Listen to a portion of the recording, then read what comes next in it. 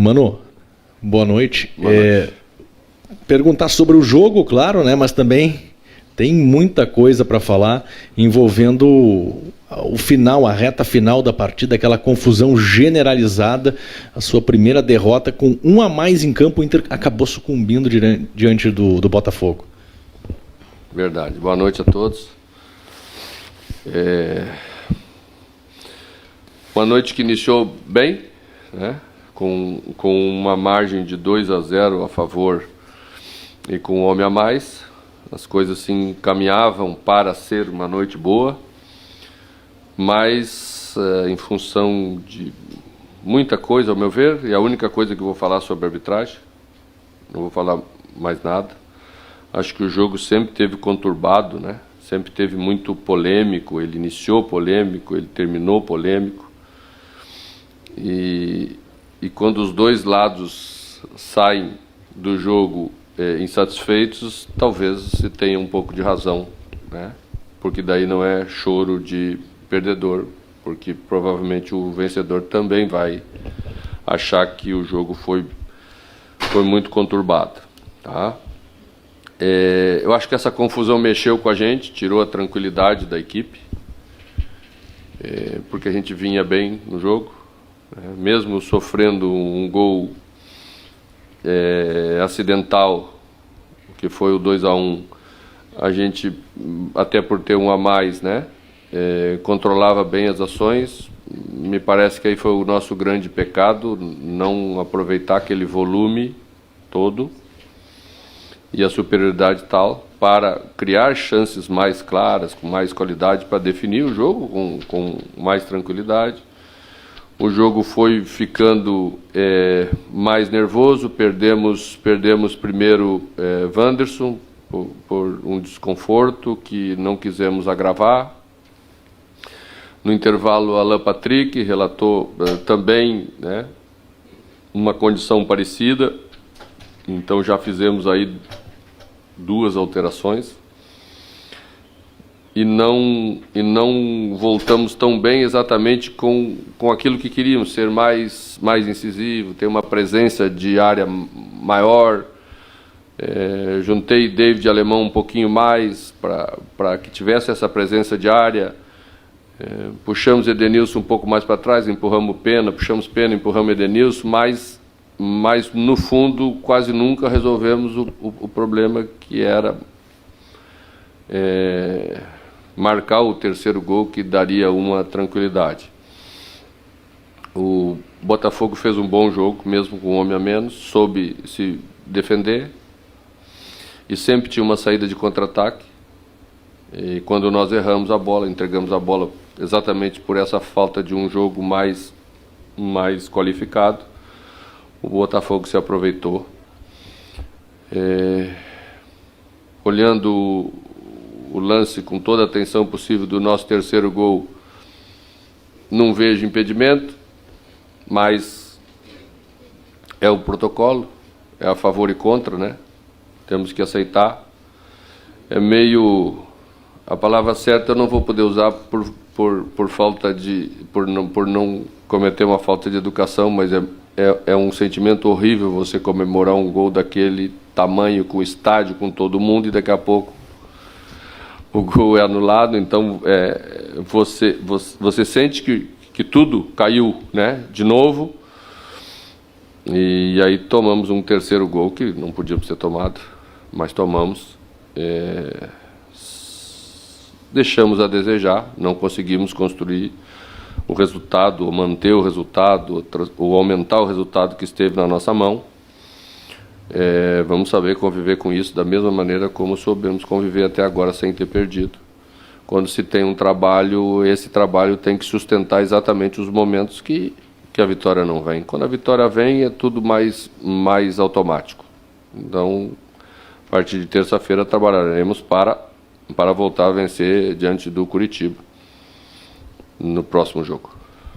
Mano, o Inter tem um aproveitamento excelente com a dupla Wanderson e Alan Patrick atuando. Casualmente hoje, a queda de rendimento da equipe coincide com a saída desses dois jogadores.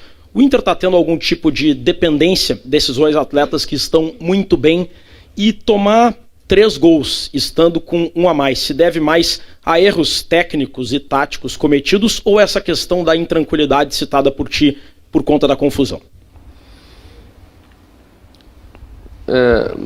Tomamos um gol no 2-2, se não me engano, que tinham 4 jogadores nossos na bola. E a bola passou. Isso tem a ver com uma falta de uma consciência melhor naquele momento do jogo. E aí que eu me referi que nos perdemos um pouco e deixamos de fazer as coisas certas, talvez em função de tudo que aconteceu. Eu não acho que a gente estava criando tantas oportunidades claras já com Alan Patrick e Wanderson. Tínhamos o volume, chegamos do lado, chegamos pela direita, chegamos pela esquerda, mas o último momento sempre mais esbarrava na defesa do Botafogo do que nos nossos homens que chegavam na área para concluir a jogada. Trabalhamos contra outros adversários com mais espaço. Hoje tinha menos espaço. O adversário estava, principalmente depois que ficou com um homem a menos, ficou com suas linhas quase que todas dentro da área. Então se cria um outro jogo. E as soluções que temos que apresentar são mais complexas. E não tínhamos ainda as soluções complexas para resolver o jogo. Tentamos fazer quase tudo para tornar a equipe mais ofensiva, com mais presença de área. Tiramos laterais, colocamos ala, coloquei ponta jogando de lateral, cruzamos bola na área, trabalhamos por dentro, por baixo, mas não fomos eficientes o suficiente para fazer o que precisávamos fazer. Mano, você chegou aqui no Inter e você teve que dar moral para alguns jogadores que estavam sendo criticados por parte da torcida, como Edenilson e Rodrigo Dourado. Hoje, após o 3º gol do Botafogo, a torcida em coro cantou para o Daniel frangueiro, frangueiro, frangueiro. Esse é o trabalho que você vai ter que fazer novamente com o atleta, para aproximar o atleta da torcida. Enfim, como é que você vê esta reação da torcida? Era por Daniel? Era. A gente ficou em dúvida se era por Daniel ou se era de uma rixa do jogo para o goleiro deles. Era por Daniel. Eu não vi, olhando rapidamente, é verdade, uma falha a ponto de justificar ser chamado de frangueiro nos 3 gols que tomamos hoje.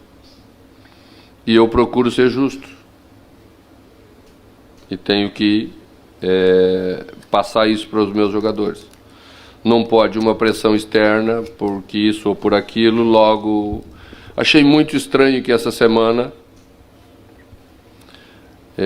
na véspera de um jogo como esse, saiu uma matéria falando sobre falha do Daniel num site importante local. Achei estranho, não era proporcional aquilo. E essas coisas eu não consigo entender no futebol. E isso direciona coisas para o torcedor que eu acho que não são justos.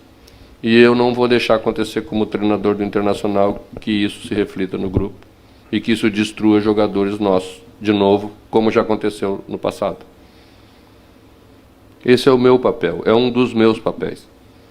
Achei muito estranho. Tem coisas que são compreensíveis no futebol, mas tem coisas que não tem explicação. Achei aquilo sem cabimento nenhum. Você, numa semana que passamos e que jogamos os jogos que jogamos, que vencemos os jogos, que fizemos a pontuação que fizemos, e vamos jogar um jogo importante em casa, ter uma matéria dessa. Não consigo entender a lógica disso. Mas talvez tenha alguma explicação que eu ainda não me adaptei o suficiente no meu retorno para casa. Então, vamos continuar trabalhando da mesma maneira. Tá?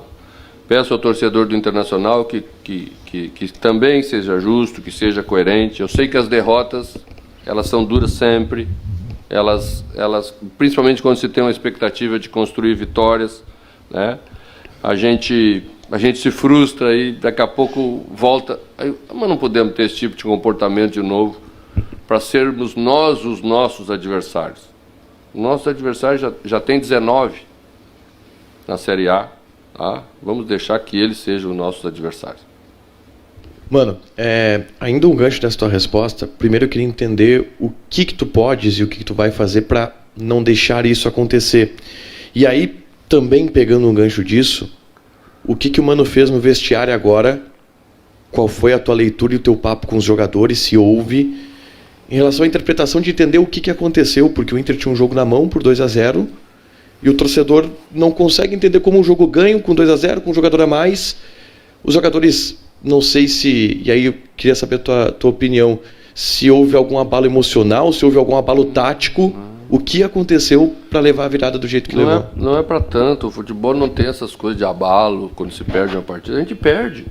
E às vezes perde de maneira estapafúrdia. Né?